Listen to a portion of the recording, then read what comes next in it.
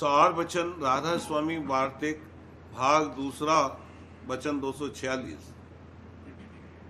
जब तक जीव अलग के पलक के परे न पहुंचेगा तब तक इसको मुक्ति प्राप्त न होगी। अलख नाम मन और काल का है, क्योंकि काल जीव को खाता चला जाता है और लखा नहीं जाता। अगर जीव सच्चा दर्दी है तो सब जतन छोड़कर सद्गुरु पूरे की शरण हो जावे, तब काम पूरा होगा। क्योंकि संतों ने इस अलग को लखा है और वही इसको पलक के परे पहुंचा सकते हैं।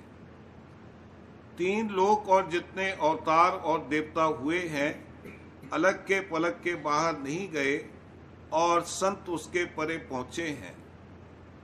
इस वास्ते जो उनकी शरण लेगा वह काल की हद से बाहर हो जावेगा, और जो पिछलों की टेक में रहेगा और वक्त के पूरे सद्गुरु पर भाव और निश्चय नहीं लावेगा, वह संतों के निज भेद को नहीं पावेगा और काल के जाल से बाहर न होगा। वचन 247। ऐसा कहा है कि हरि के चरण की शरण लेने से जीव का उद्धार होगा। तो अब विचारो कि जीव उस हरि को कहाँ ढूंढे। उसको तो विधेय और अरूप कहते हैं, और जब चरण शरण कही तो चरण होंगे, और जो चरण होंगे तो देह भी होगी। तो ऐसा हरि कौन है?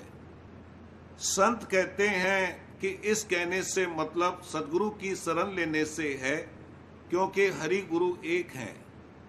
इस वास्ते सद्गुरु वक्त की शरण लेना चाहिए, तब वह नाम जिसको पतित उदाहरण कहते हैं मिलेगा, और उसकी कमाई सात संग से होगी। यानी सब कुसंग छोड़ करके पहले सात संग करे, तब कमाई बंद पड़ेगी। और मालूम होवे कि माता पिता, सुत, स्त्री और संसारी जीवों का संग कुसंग में दाखिल है, क्योंकि इनके संग से न सद्गुरु की शरण ली जावेगी और न नाम मिलेगा और न सात संग बन सके। पर जो सद्गुरु पूरे अपनी मेहर और दया करें तो सब काम बनवा लें। वचन 248। असल में संतों के मत की रीत और वेद मत की रीत में विरोध नहीं है, पर सिद्धांत संतों का वेद के सिद्धांत से बहुत ऊंचा है। यानी वेद में जो कहा है कि कर्म और उपासना करना चाहिए, सोई संत भी कहते हैं कि पहले सद्गुरु की सेवा तन मन धन से करना और उनका सत्संग करना, यह कर्म है। और जो सद्गुरु अंतर में नाम यानी शब्द का भेद बतावें, उसमें सुरत का लगाना उपासना है। वेद में जीव और ईश्वर के तीन तीन स्वरूप लिखे हैं, यानी विश्व, तेजस और प्राज्ञ। यह तीन रूप जीव के, और विराट, हिरण्यगर्भ और अव्याकृत, ये तीन रूप ईश्वर के हैं। हाल के ज्ञानी ईश्वर को नहीं मानते। उनकी कहन है कि एक जमात का नाम गल्ला है या 1000 आदमी की फौज को पलटन कहा, ऐसे ही ईश्वर को समझते हैं। जब वह अलहदा अलहदा हो गए, फिर वह नाम भी जाता रहा। इस हिसाब से ईश्वर कहाँ रहा? और जब ईश्वर नहीं ठहरा तो उपासना किसकी करें? क्योंकि बिना नाम, रूप और लीला और धाम के उपासना नहीं बन सकती है। इस सबब से यह लोग गलती में पड़े हैं, और इसी सबब से इनका ज्ञान भी वाचक ज्ञान है। बिना कर्म और उपासना के पोथी पढ़कर और बुद्धि से विचार करके हासिल किया है। और जो किसी को उपासना करके सच्चा ज्ञान भी हुआ, तो भी वह संतों के कर्म की हद में है।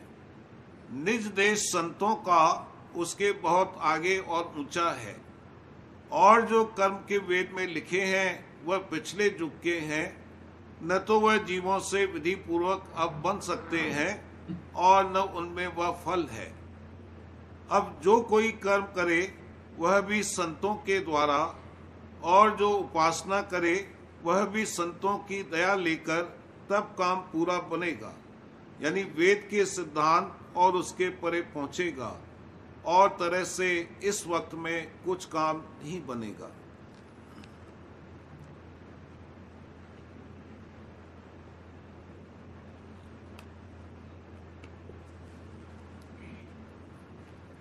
प्रेम पत्र राधा स्वामी, पहला भाग, वचन 30वां।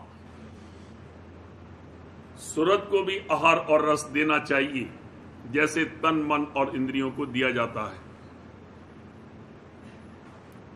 सब आदमी खाना पीना अच्छा चाहते और खाते हैं, जिससे उनकी देह की और उसके साथ मन और इंद्रियों की ताकत बढ़ती है। और जो खाना न मिले तो तमाम देह और उसके अंगों में नाताकती और ज़ौफ आ जाता है, और फिर जो काम की उनसे लिए जाते हैं उनकी कार्रवाई दुरुस्त नहीं होती। जो कुछ की आदमी खाता और पीता है उसका खुलासा खून के वसीले से तमाम बदन और अंग अंग में पहुंचकर और उसका आहार होकर उसको ताकत देता है। और इसी तरह ताजा हवा खाने और बाग और फुलवारी के देखने और राग और बाजे के सुनने से दिल और इंद्रियों को ताकत और फरहत हासिल होती है। सिवाय खाने और पीने और देखने और सुनने और सूंघने की चीजों के, हर एक आदमी सूक्ष्म तत्व और 3 गुण और रोशनी और बिजली वगैरह से भी कुछ मदद वास्ते परवरिश और ताकत और सेहत अपने बदन के लेता है। पर इन सब चीजों से सूरत को आहार और ताकत बहुत कम बल्कि कुछ नहीं मिलती। वो जिस कदर मुमकिन है अपने मंडल के चिदाकाश से मामूली मदद और ताकत लेती है, जैसे कि आदमी की देह इस मंडल के आकाश से मदद और ताकत लेती है। सूरत यानी रूह को बढ़का आहार और गहरी खुशी और ताकत और ताजगी देने वाली मदद जब मिल सकती है कि कोई आदमी सूरत शब्द अभ्यास के वसीले से उसको ऊपर को चढ़ावे, और जो धार अमृत की ऊंचे देश से आती है उसके साथ सूरत की धार का मेल अभ्यास के वसीले से किया जावे। जब ऐसी ताकत और खुशी अंतर में सूरत को ऊंचे चढ़कर हासिल होती है, तब वो अपने भागों को सराहती है और गुरु की महिमा, जिनकी दया से वो सूरत शब्द के अभ्यास में लगकर इस आनंद और सरूर को पाती है, बारंबार गाती है और निहायत दर्जे की एहसानमंदी उनकी जाहिर करती है। इस हालत अभ्यास में सूरत को साफ मालूम होता है कि जो आनंद उसको शब्द की धार से, जो कि अमृत और प्रकाश की धार है, मिलकर हासिल होता है, वैसा रस या आनंद इस लोक में बिल्कुल नहीं है।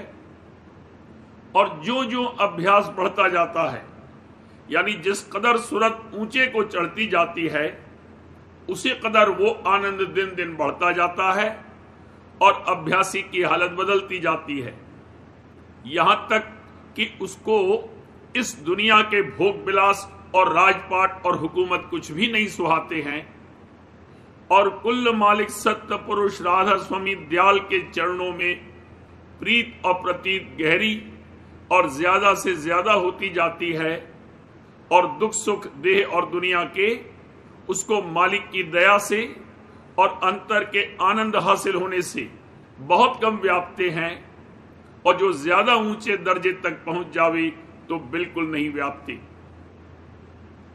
सिवाय ऊपर के लिखे हुए फायदे के, सूरत शब्द मार्ग के अभ्यासी को बीमारी और मौत के वक्त तकलीफ कम होती है, क्योंकि जिस रास्ते होकर मरने के वक्त सूरत जाती है वो उस रास्ते को जीते जी किसी कदर देख लेता है, और वहां की कैफियत उसको सब मालूम हो जाती है। फिर मरने के वक्त उस रास्ते पर बहुत सुख और आनंद के साथ जाता है, और अपने मालिक की कुदरत और दया को देखकर बहुत मगन होकर अपनी बड़भागता को सराहता है। सब आदमियों को, चाहे मर्द होवे या औरत, मुनासिब मालूम होता है कि जैसे अपने तन मन और इंद्रियों को आहार और ताकत देने के लिए रात दिन मेहनत करते हैं, तो थोड़ा बहुत अपनी सूरत को भी ताकत और आहार देने के वास्ते जरूर जतन करें, नहीं तो सख्त और भारी तकलीफ होगी और मौत के वक्त उनको बहुत दुख सहना पड़ेगा और उस वक्त का पछतावा कुछ फायदा नहीं देगा। जो 20-20 या 22-22 घंटे दुनिया के कामों में खर्च करें, तो लाजिम है कि 2 या 3 या 4 घंटे अपनी सूरत के फायदे के वास्ते, जो कि तन मन और इंद्रियों की चैतन्य करने वाली है, जरूर खर्च करें। जो भी ये काम सचौटी से करेंगे तो इसका फायदा थोड़े दिन के अभ्यास से उनको आप दिखने लगेगा और सच्चे मालिक की अपने अंतर में मौजूदगी और उसकी दया की भी खबर पड़ेगी और तब उसकी सच्ची प्रतीत और प्रीत चरणों में आवेगी और फिर आहिस्ता आहिस्ता अपने सच्चे उद्धार का सबूत अपने अंतर में मिल जाएगा। ये काम सबको करना जरूर मालूम होता है और जो कोई थोड़ा सा भी अभ्यास सूरज शब्द मार्ग का जीते जी कर लेगा तो भी वो 84 से बचाकर ऊंचे देश में पहुंचाया जाएगा। और जो दुनिया के भोग विलास में अटक कर इस अभ्यास को नहीं मानेगा और नहीं करेगा, तो वो अपने कर्मों के मुआफिक ऊंची नीची जोन में जावेगा और जमदूतों के हाथ से बहुत दुख पावेगा और जन्म मरण की तकलीफ हमेशा सहता रहेगा। वचन 31वां। सूरज शब्द मार्ग के अभ्यास से मन और इंद्रियों का काबू में आना। सब महात्मा और सब मतों के आचार्यों ने ऐसा कहा है कि जब तक मन और इंद्रिय काबू में नहीं आवेंगे, तब तक तत्व पद का ज्ञान यानी सिद्धांत पद की प्राप्ति नहीं होगी। और मन और वासना यानी संसारी चाह के अभाव या नाश करने के लिए अनेक युक्तियां हर एक ने लिखी हैं, पर उनमें से कोई भी युक्ति ऐसी नहीं है कि जिसका अभ्यास बेखतरे और बेखौफ गृहस्थी और विरक्त जीव बराबर कर सके और जीते जी उसका फल भी अपनी आंख से देखें। प्राणायाम के अभ्यास को अक्सर लोगों ने सब युक्तियों और अभ्यासों से बढ़कर रखा है और कहा है कि इससे मन और इंद्रिय बस में आ सकती हैं। ये बात तो सही है, पर इस अभ्यास की कमाई यानी प्राणों का रोकना किसी से दुरुस्ती के साथ नहीं बन सकता है और खतरे और बीमारी के सबब से किसी की जुर्रत और ताकत इस अभ्यास के करने की नहीं होती। और इस समय में खास करके प्राणायाम की जुगत किसी गृहस्थी या भीख से नहीं बन सकती है। इस वास्ते ऐसी हालत जगत की देखकर कुल मालिक सत्य पुरुष राधा स्वामी दयाल ने संत सदगुरु रूप धार करके सूरज शब्द मार्ग की आसान युक्ति प्रकट की कि जिसका कुल जीव गृहस्थ होवे या विरक्त अथवा औरत होवे या मर्द, कुल मालिक राधा स्वामी दयाल की शरण लेकर अभ्यास करके सत्यलोक यानी दयाल देश में पहुंच सकते हैं और जन्म मरण की कैद से बचकर और देह और संसार के दुख और सुखों से न्यारे होकर अमर देश में परम आनंद को, जिसका कभी अभाव या नाश नहीं हो सकता है, प्राप्त हो सकते हैं। वो युक्ति सूरज शब्द की ये है कि अपनी सूरत यानी रूह की तवज्जह को अपने घट में जहां शब्द की धुन हरदम हो रही है उस आवाज का पता और भेद लेकर लगाना और उसकी धुन को सुनकर छांट करना और जो शब्द की संत सदगुरु ने हर एक स्थान रास्ते के ताल्लुक समझाए हैं उसी मुआफिक धुन को पकड़ के सूरत और मन को ऊपर को चढ़ाना और इसी तरह रास्ते के मुकामों को तय करके धुर मुकाम पर जो कुल मालिक राधा स्वामी दयाल का स्थान है पहुंचकर वहीं विश्राम करना। जिस कदर इस अभ्यास की कमाई राधा स्वामी दयाल की दया से बनती जावेगी, उसी कदर मन और सूरत सिमट कर आकाश की तरफ पिंड में और फिर उसके ब्रह्मांड और फिर उसके परे ब्रह्मांड में और फिर उसके भी परे दयाल देश यानी सत्य पुरुष राधा स्वामी देश में चढ़कर पहुंचते जावेंगे और देह और इंद्री और मन और संसार की सुध बुध दिन दिन बिसरती जावेगी। जिस किसी से एक दर्जे की भी कमाई किसी कदर बन पड़ेगी, वो मुताबिक अपनी सूरत की चढ़ाई के तन मन और इंद्रियों को किसी कदर बस में लावेगा और उसी कदर उसको अंतर में मालिक का दर्शन प्राप्त होता जाएगा। यानी पहले दर्जे में आत्मा और परमात्मा का, और दूसरे दर्जे यानी ब्रह्मांड में ब्रह्म और पार ब्रह्म का जो कि त्रिलोकी का नाथ है, और तीसरे दर्जे में सत्य पुरुष राधा स्वामी दयाल का जो कि कुल मालिक और सर्वसमर्थ हैं, दर्शन पावेगा। परम तत्व नाम सत्य शब्द का है जो कि आदि में सत्य पुरुष राधा स्वामी दयाल के चरणों से प्रकट हुआ और कुल रचना जिसकी चैतन्यता से पैदा हुई। और तत्व नाम अनहद शब्द का है जो ब्रह्म स्थान से जाहिर हुआ और जिसकी चैतन्यता से तीन लोक की रचना कायम है। इसी तौर से सूरज शब्द का अभ्यासी तत्व और परम तत्व को प्राप्त होकर अपने जीव का सच्चा कल्याण यानी पूरा कार्य कर सकता है। यहां यह बात बयान करना जरूर है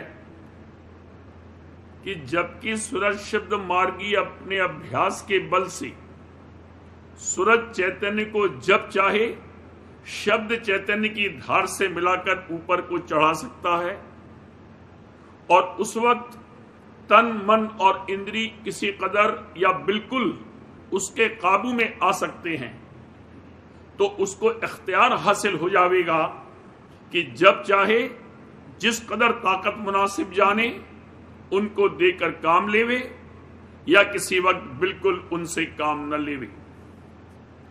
पर इसके साथ ये भी जरूर होगा कि वो बाहर और अंतर गहरा सत्संग करके अपने मन और इंद्रियों की कोई दिन सद्गुरु या साध का संग करके अच्छी तरह गढ़त करावे कि उनमें कोई वासना इस लोक और परलोक के भोगों की बाकी न रहे, तब काम पूरा होगा। और ये बात आहिस्ता आहिस्ता सत्संग और अभ्यास करके दुरुस्त बन आवेगी, जल्दी का काम नहीं है।